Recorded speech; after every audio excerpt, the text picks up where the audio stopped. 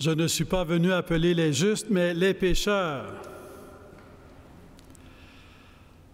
Le problème, c'est que tout le monde est pécheur. Il y a ceux qui le savent, puis il y a ceux qui ne le savent pas. C'est comme le fameux Dr. Knock, là, dans une pièce de théâtre du début du 20e siècle, Le triomphe de la médecine, qui disait « Tout le monde est malade. Il y a ceux qui le savent, puis il y a ceux qui ne le savent pas. » Tout le monde est pécheur. Mais on peut vivre sans avoir la conscience de notre péché. Le péché, il y a comme la première facette, il y a quelques facettes au péché. La première facette du péché, c'est pas la question de faire le bien ou le mal.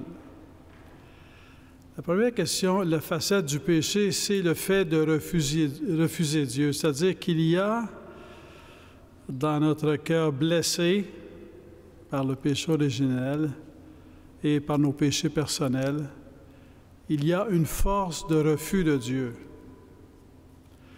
On n'en prend pas toujours conscience. Peut-être qu'il y a eu des moments où on s'est aperçu que oui, on pouvait refuser Dieu. On pouvait refuser Dieu sciemment, en le voulant. On pouvait dire non à Dieu. Et ça, c'est le premier élément du péché. Indépendamment de la question du mal, c'est le fait de refuser Dieu.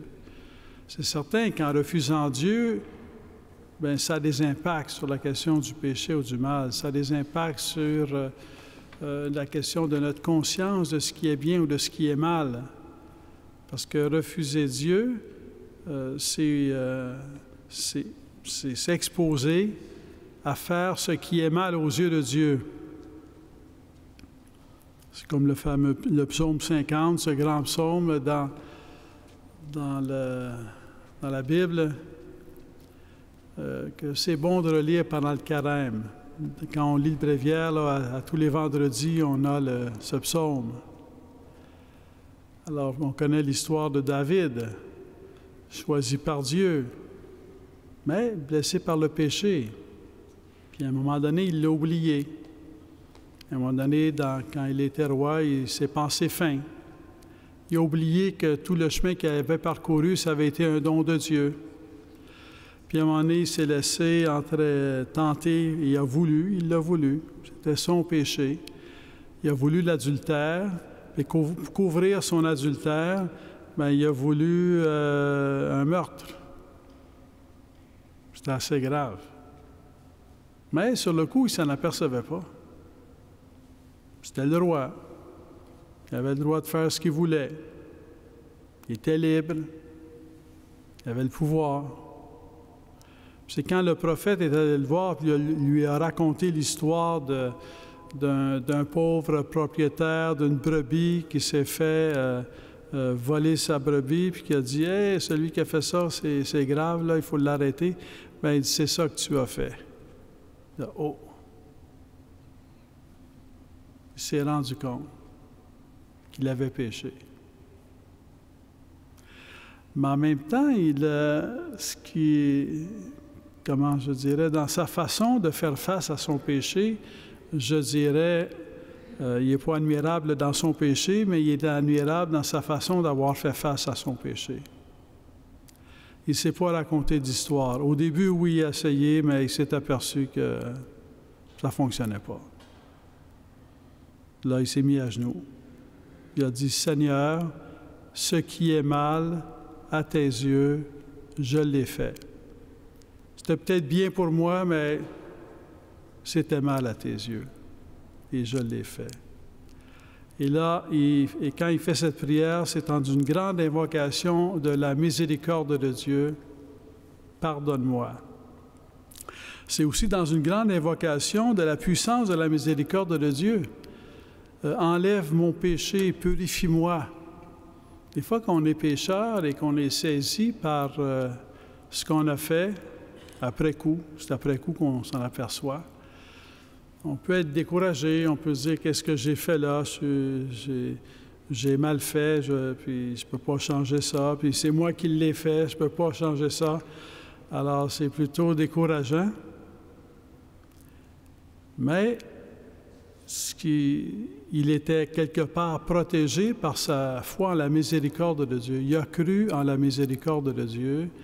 Il a cru dans le pouvoir de Dieu de pardonner. Il a cru dans le pouvoir de Dieu d'enlever le péché de notre vie, de notre cœur. Il a cru dans le pouvoir de Dieu de purifier. Purifie-moi. Et quelque part, ça nous invite donc à ne pas craindre, avoir le courage de se reconnaître pécheur, parce que c'est l'idée de se reconnaître pécheur, c'est pas de nous laisser seuls devant notre péché, c'est de nous conduire à la miséricorde de Dieu. C'est d'aller à la miséricorde de Dieu.